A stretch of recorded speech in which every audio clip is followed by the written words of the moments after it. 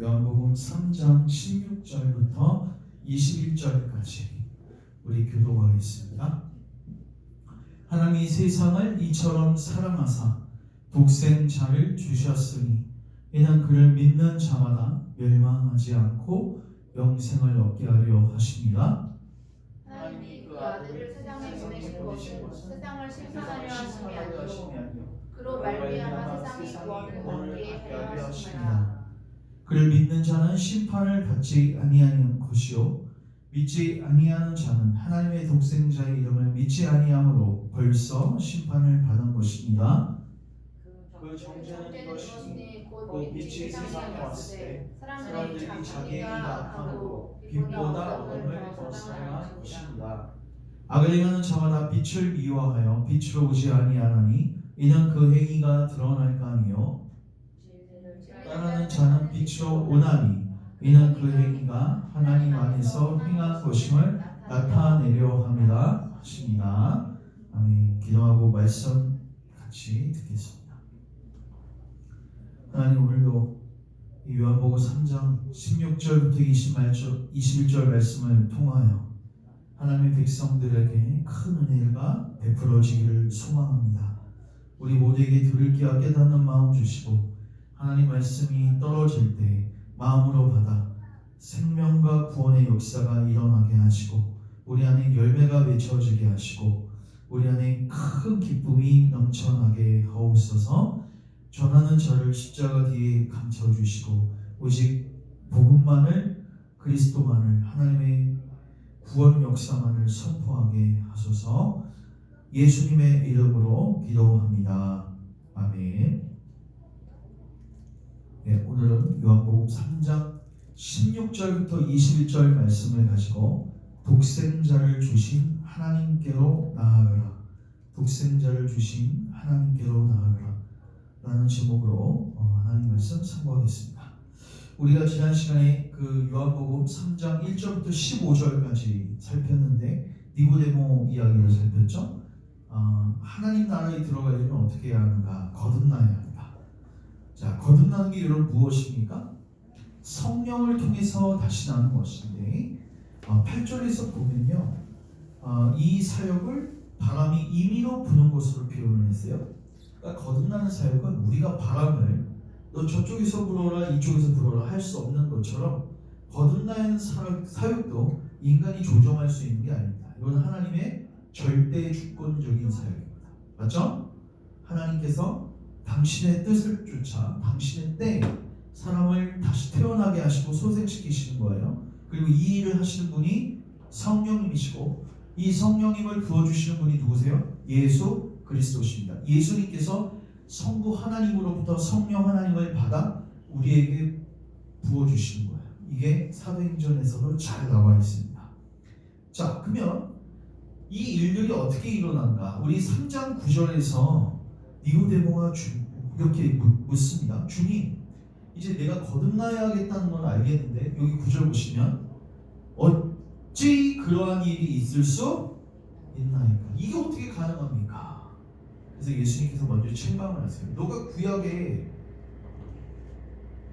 스승이 아니야. 너가 구약 성경을 가르치는 성경 신학자 아니야. 근데 어떻게 이걸 모를 수가 있냐? 책망을 하세요. 10절에. 그러면서 얘기해 주신 게 뭐냐면 예수님이 십자가 사역입니다.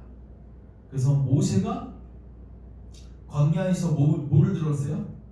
뱀을 들었죠. 맞죠? 이건 뭘 의미해요? 예수님의 십자가 사역을 의미해요. 맞죠? 그리고 그 뱀을 바라보는 자는 산 것처럼 예수님을 뭐하는 자는 바라보고 믿는 자는 살리라, 영생을 얻으리라. 그러니까 너 어떻게 하면 이 거듭나는 사역이 있을 수 있어요? 하니까 예수님이 어떻게 대답하신 거예요? 예수님이 십자가에 죽으심과 부활을 얘기했어요. 그러니까 핵심은 이겁니다. 예수님의 십자가에 죽으심과 부활이 우리의 거듭남의 근거가 되는 거예요. 우리가 새 생명을 얻고 다시 태어나려면 그 근거가 뭐예요? 예수님의 십자가에 죽으심과 부활이에요. 이걸 우리에게 적용시키시는 분이 성령님이시고 적용시키시면서 우리를 살리시는 거예요. 그래서 우리가 거듭나기 위해서 무엇을 해야 하는가? 이거 되게 뜬구름 잡는 얘기예요. 우리가 어떤 사람한테 너 다시 태어나야 돼. 이렇게 태어나는 거를 애기가 자기가 의사를 결정해서 태어나는 게 아니잖아요. 맞죠? 나도 모르는 사이에 부모가 나를 낳은 거예요. 거듭나는 것도 마찬가지예요. 그럼 인간 편에서 무엇을 해야 하는가? 거듭나게 해달라고 기도하면서 특별히 하나님께서 거듭나게 하시는 방편이 뭐예요? 복음의 말씀입니다. 우리가 베드로전서 1장에서 지난 시간에 살폈어요. 이건 그냥 들으세요. 지난 시간에 했기 때문에 1장 3절 4절 보시면 우리 주 예수 그리스도의 아버지 하나님을 찬송하리로다.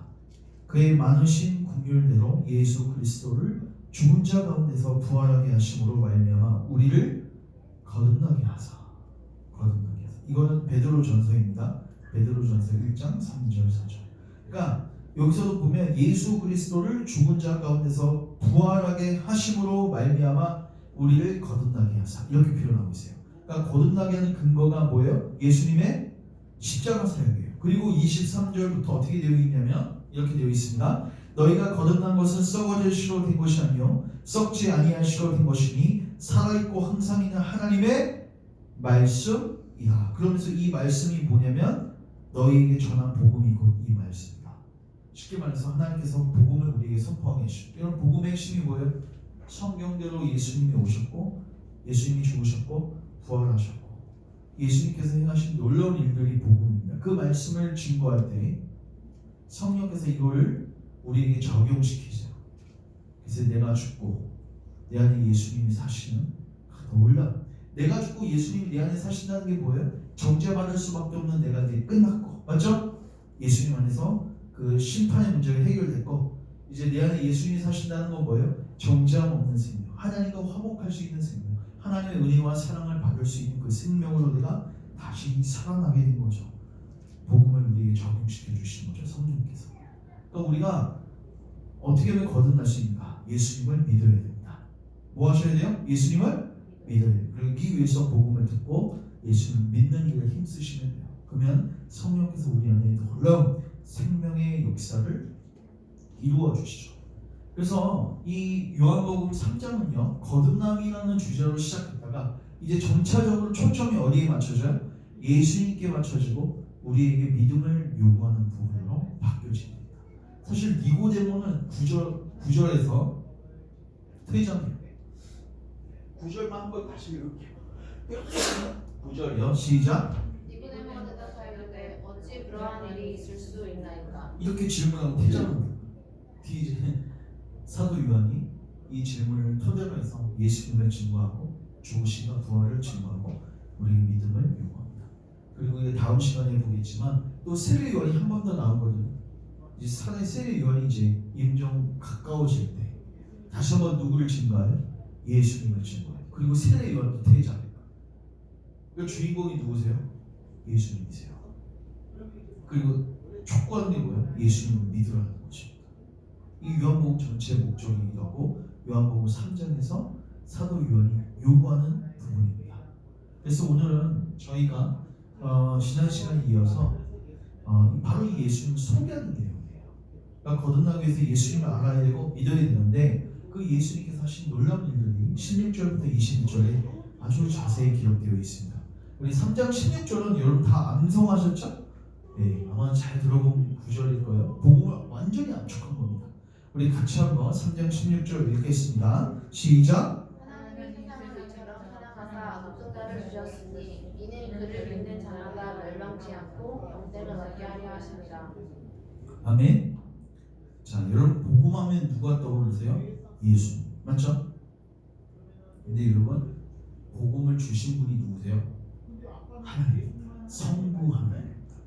우리는 보통 이렇게 생각해요. 성부 하나님은 우리를 심판하시는 분, 예수님은 거기에 대해서 변호하시는 분. 아닙니다.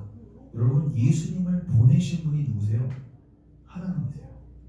여러분 아브라함하고 이삭 사건을 통해서 뭘 계시한 거예요? 이삭은 자 보세요. 아버지가 아들을 제물로 잡으려고 하는 거죠. 맞죠? 거기서 예수님만 나오는 게 아니에요. 누구도 나와요. 성부 하나님도 나옵니다. 그래서 여러분 복음은요 먼저 하나님을 드러냅니다. 하나님이 복음을 계획하시고 복음을 성취하시고 복음을 우리에게 적용시키시는 거예요. 이 모든 걸 관장하신 분은 하나님이에요. 하나님 절대의 주권이에요. 그리고 결국 복음의 주체는 하나님이십니다. 그래서 로마서 1장에 보면요, 하나님의 복음 이렇게 되어 있어요. 물론 그 복음의 핵심은 예수님입니다. 그러나 그 주체고 그 모든 걸 관장하신 분이 누구세요? 하나님이에요. 그래서 하나님이 독생자를 주셨어요. 아들을 주십니다. 자, 근데 그 동기가 뭐냐? 세상을 이처럼 사랑하사. 근데 여러분, 사랑한다는 건데 엄청 사랑한다 그렇게 표현하기도 아까운 거예요. 도대체 이 하나님의 사랑은 뭘로 표현할 수 있는가? 여기는 어떻게 표현하고 있어요? 이처럼. 이처럼이 뭐예요? 독생자를 주신 것처럼. 그것 말고는 표현할 길이 없어요. 여러분, 우리가 어떤 물건의 가치를 알게 되면 그거에 대한 뭐를 지불해요? 값을 지불하죠. 여러분, 어떤 허접한 물건인데 여러분한테 300만 원을 내요. 사요 안 사요? 안 사요. 그래서 정말 좋은 거야. 가전제품인데 너무 좋아. 내가 봤을 때 이건 한 1000만 원 가치가 있어. 그 300만 원 줘야 안 줘요? 줄 수 있습니다. 우리가 어떤 물건을 어떻게 생각하냐는 거는 그거를 위해서 뭘 지불하는지 그 값어치를 보면 알 수 있거든요.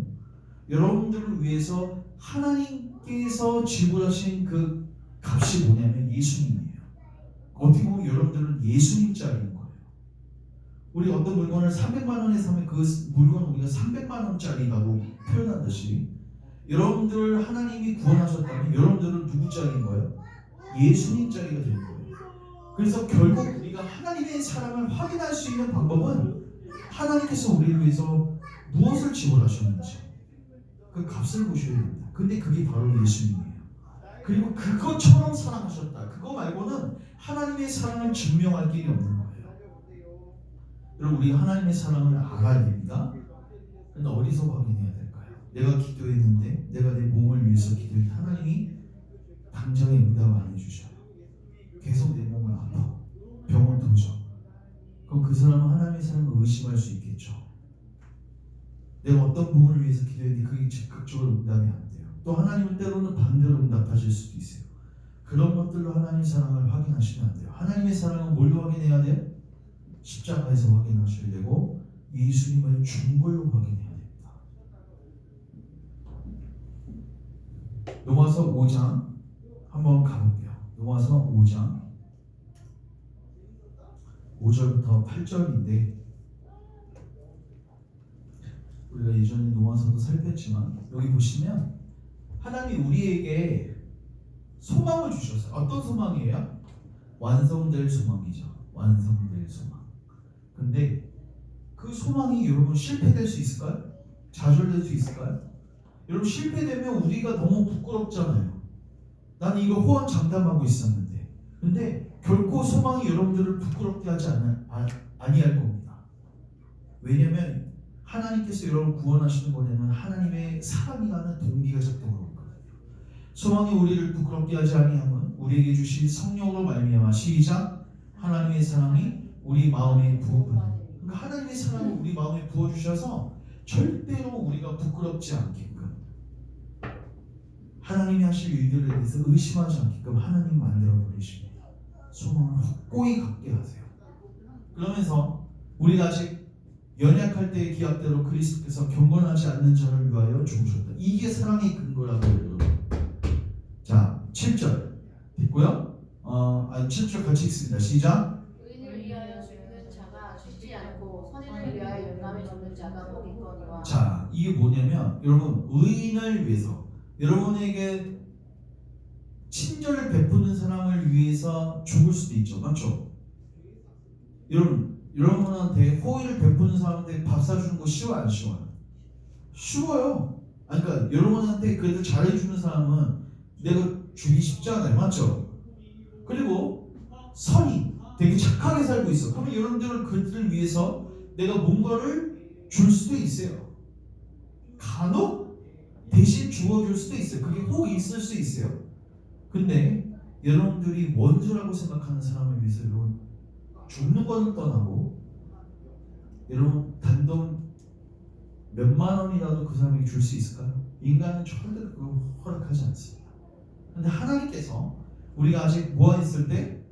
죄인 되었을 때 그리스도께서 우리를 위하여 죽으심으로 시작 하나님께서 우리에 대한 자기의 사랑을 확증하셨다. 여기서 확실히 뭐 하셨어요? 증명하셨어요. 바로 하나님의 사랑은 이걸로 확인하는 겁니다. 엄한 데서 확인하시면 안 됩니다. 그래서 이 요한복음 다시 3장 오시면 바로 하나님께서 우리를 사랑하시고 그 동기로 우리에게 예수님을 허락하시고 그리고 우리를 믿음으로 초청해 주십니다. 예수님을 믿으라는 거예요. 그리고 여기서 믿는 자마다 이건 뭐예요? 사람마다 차별이 있어요? 없어요? 없어요. 누구든지 믿으면 구원해 주십니다. 이 얼마나 은혜롭고 놀라운 초청입니까? 이게 하나님께서 우리에게 주신 복음입니다. 그래서 첫 번째 우리가 살핀 내용은 자 따라하겠습니다. 복음은 하나님의 복음입니다. 하나님이 이 사랑의 동기로 은혜로운 초청을 우리에게 주신 것 이게 복음이에요. 자 근데 두 번째 자 따라하겠습니다. 예수님을 믿지 않는 자는 이미 심판을 받은 자입니다. 여기 되게 이상한 얘기가 있어요. 17, 18절이 잘 이해가 안 될 수도 있는데 여러분 그 지하철에서 예수천당 불신지역 들어보셨어요? 여러분 그 불신자들이 그거 듣기 싫어하죠? 왜 싫어하는지 아세요? 예수천당 때는 그런 게 아니라 불신지역. 예수님을 믿지 않으면 어디 간다? 지옥 간다. 그러니까 그들은 이렇게 생각해. 예수님을 믿지 않아서 지옥 간다고 생각해. 여러분 그러면 그 사람이 예수님을 믿는다 안 믿는다 이걸 선택하기 전에는 중립적인 상태였어요? 아니죠? 이미 예수님을 믿어야 되는지 믿지 않아야 되는지 이걸 선택하기도 전에 그는 죄로 인하여 심판을 이미 받은 상태입니다. 맞죠? 예수님을 안 믿어서 심판을 받는 게 아니라 이미 그는 심판을 받았어요? 안 받았어요? 이미 받았어요. 그게 18절이에요. 보세요. 그를 믿는 자는 심판을 받지 아니하는 것이요. 시작. 믿지 아니하는 자는 하나님의 독생자의 이름을 믿지 아니하므로 벌써 심판을 받았다. 이게 이미라는 뜻이에요. 이미 심판을 받은 거예요. 그러니까 예수님을 믿지 않아서 그것 때문에 너를 죽여버리겠다는 게 아니에요. 너는 이미 뭐 해야 돼요? 저 때문에 죽어야 돼요. 책임이 인간에게 있는 거예요. 근데 거기에 대해서 하나님께서 구원의 길을 여셨어요. 그게 바로 뭐예요? 빛으로 보내신 예수님이시죠. 근데 그 마지막 왕께서 우리에게 용서의 길을 열어주셨는데 그것마저 거절하면 그거를 거절한 죄가 가장 큰 죄예요. 자녀가 있다고 생각해요. 자녀가 막 집을 난장판 만들고 대적하다가 집을 떠났어요. 이제 부모가 한참 후에 전화를 해가지고 내가 널 용서할 테니까 들어와라. 근데 안 들어와. 그러면 거기에 어떤 죄가 추가되는 거예요? 부모님의 은혜로운 초청과 이 호의를 뭐한 죄? 거절한 죄가 추가되는 거예요. 그리고 그게 가장 큰 죄예요. 그러니까 사실 인간은 예수님을 믿든 안 믿든 그 선택하기 전에 이미 다 죽을 수밖에 없는 거고 바로 예수님의 은혜로운 초청을 받아들이면 이제 무죄 방면되는 거고 그걸 받지 않으면 그 모든 죄까지 다 포함해가지고 인간은 심판 가운데 근데 이미 심판을 받은 상태 그게 바로 인간에게 주어진 영적 상태라는 것입니다. 자 그래서 이제 19절부터 21절은 뭐냐? 자 따라하겠습니다. 빛으로 나아가라. 여기 보면 그 정죄는 이것이니 이렇게 되어 있죠. 이게 뭐냐면 판결문이에요. 여러분 그 법정에서도 검사하고 변호사가 막 티격태격 하다가 결국 마지막에 판사가 뭐예요? 판결문을 읊어주죠. 여기서도 하나님께서 최종적인 판결을 이렇게 하셨다는 거예요. 정죄. 영어 성경에는 This is the judgment라고 되어 있어요. judgment가 판단이라는 뜻이죠. 하나님의 판단은 이것이니 하나님의 정죄는 이것이. 왜 정죄라고 번역했냐면 이게 판단인데 정죄의 판단이에요. 하나님의 정죄는 이것이니 하나님의 판단은 이것이니 그 선언문을 한번 읽어보면 이런 거예요. 하나님께서 죄 가운데 있는 사람들에게 먼저 찾아가셔서 그들의 죄를 다 드러내세요. 여기 있으면 너희들 다 죽는다. 빨리 누구에게로 나오라? 예수님께로 빛 가운데로 나오라는 거예요. 근데 빛 가운데로 오게 하기 위해서 하나님께서 그들의 죄를 다 뭐하세요? 막 후레쉬로 막 비춰놓는다고 생각해보세요. 그들이 시궁창 속에서 살고 있는 걸 그들이 인지를 못해서 불 다 켜놓고 막 그들의 오물을 다 보게 하시는 거야. 얼마나 괴롭습니까? 그러니까 사람들이 지렁이처럼 얼른 숨어 들어가는 거예요. 어둠 가운데로 숨어 들어가는 거예요. 그들이 숨어 들어가는 것은 두 가지 이유 때문인데, 하나는 내 죄가 발각되는 것이 싫어서, 내 죄를 사랑하기 때문에, 내 죄를 버리기가 싫어서 그렇게 하는 것이고, 또 그렇게 죄를 드러내게 하시는 하나님에 대한 적대감이 있는 거예요. 여러분, 예수님이 특별히 바리새인들의 죄를 막 드러내시잖아요. 맞죠? 그들은 특별히 위선죄를 드러내세요. 그러니까 그들이 예수님을 얼마나 적대감을 가지고 되어 있습니까? 예수님께 나왔어요? 안 나왔어요? 나오지 않았습니다. 이게 바로 하나님의 판결문이에요. 그래서 그들은 정죄받고 멸망당하는 것입니다. 19절부터 잘 보세요. 그 정죄는 이것이니 빛이 세상에 왔을 때, 여기서 빛은 하나님을 의미하고 하나님으로 오신 예수님을 의미합니다. 근데 사람들이 자기 행위가 뭐예요? 악하니까 빛보다 어둠을 더 사랑해요. 지렁이를 생각하세요. 예수님이 오셔서 빛으로서 우리의 죄를 다 드러내시고, 왜 드러내세요? 해결해 주려고, 치료해 주려고. 근데 그것도 싫다는 거예요. 그래서 날 가만히 두라는 거예요. 20절, 악을 행하는 자마다 빛을 뭐예요? 미워요. 당연히 예수는 미워할 수밖에 없어요. 빛으로 오지 아니합니다. 이는 그 행위가 드러날까 하며. 21절 시작. 진리를 따르는 자는 빛으로 나. 이게 누가 예수님께 와요? 진리를 따르는 자. 하나님께서 진리의 빛으로 심령을 비출 때 그 죄들을 뭐하고 겸손하게 뭐하고 인정하고, 자기가 죄인인 것을 인정하고, 그걸 치료받기 위해서 예수님께 뭐하는 자? 나오는 자. 이 자들이 구원받는 겁니다. 여러분, 정확하게 29절부터 21절은요 요한일서 1장, 요것만 보고 이제 정리할게요. 요한일서 1장 한번 가보시면, 요한일서도 누가 썼어요? 요한이 똑같이 썼습니다. 아주 대동소이합니다. 5절부터 10절만 잠깐 보세요. 여기서 똑같은 얘기가 나와요. 더 명확해요. 우리가 그에게서 듣고 너에게 전하는 소식은 이것이니, 곧 하나님은 뭐세요? 빛이세요. 어둠이 있어요, 없어요? 아, 여기서 빛은 하나님이시구나. 하나님으로 오신 예수님이시구나. 이걸 알 수 있는 거죠. 자, 6절 보십시오. 만일 우리가 하나님과 사귐이 있다고 어둠에 가면, 이게 뭐예요? 내가 교회 그래도 한 20년 출석했으니까 난 하나님하고 교제하고 사귀고 있는 거지. 근데 행실이 어때요? 어디 가운데 있어요? 어둠 가운데 있어요. 그러면 거짓말하는 거예요. 왜냐하면 하나님은 우리를 죄구덩이에서 끄집어내셔서 우리를 구원의 길로 인도하십니다. 어떻게 습관적으로 그 죄에 머물 수 있냐는 거예요. 그 거짓말하는 겁니다. 진리를 행하지 아니하는 거예요. 자, 근데 이거 8절도 보세요. 8절. 또 이게 또 예수님께 오지 않는 자들의 특징이에요. 8절 같이 읽습니다. 시작. 만일 우리가 죄가 없다고 말하면 스스로 속이고 또 진리가 우리 속에 있지 아니할 것이요. 우리가 죄가 뭐하다? 예수님은 우리의 죄를 다 드러내요. 근데 나는 죄를 인정하지 않아. 난 죄가 없다. 난 죄인이 아니다. 그럼 예수님 더 분명하게 들이대시거든요. 그러면 거기를 떠나고 도망가요. 여러분, 예수님께 치료받으려면 자기가 죄인인 거 인정해야 돼, 안 해야 돼요? 인정해야 돼요. 근데 이 사람들을 인정하지 않습니다. 그러면 어떤 사람들이 구원받는가? 9절을 잠깐 보세요. 우리가 잘 아는 9절이죠. 시작. 만일 우리가 우리 죄를 자백하면 그는 미쁘시고 의로우사 우리 죄를 사하시며 우리를 모든 불의에서 깨끗하게 하실 것이요. 우리가 우리 죄를 뭐하면? 이 원어로 보면 인정하면. 우리 죄를 자백한다는 건 뭐예요? 인정하면. 그러니까 빛으로 오신 예수님이 우리를 막 다 우리 죄를 드러내셔. 그러면 거기서 쓰라리고 아프지만 뭐 하셔야 돼요? 인정하고 겸손하게 무릎 꿇어야 돼요. 맞죠? 그렇게 하면 어떻게 해주신대요?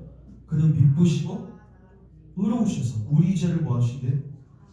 그리고 모든 불의에서 깨끗하게 해주신대요. 근데 불신자는 그렇게 하지 않는다고. 죄가 뭐 하다고 해요? 없다고 해요. 10절도 잠깐 보여주세요. 10절도 불신자 고백이에요. 만약 우리가 뭐 하지 아니하였다? 범죄하지 아니하였다. 여러분 내가 죄가 없다 이건 결국 누구를 거짓말쟁이로 만드는 거예요? 하나님. 왜요? 하나님은 인간을 죄인으로 판명하시거든요. 그건 누구 말이 맞습니까? 하나님 말이 맞죠. 근데 난 죄인이 아니에요. 그건 뭐예요? 하나님을 거짓말쟁이로 취급하는 거죠.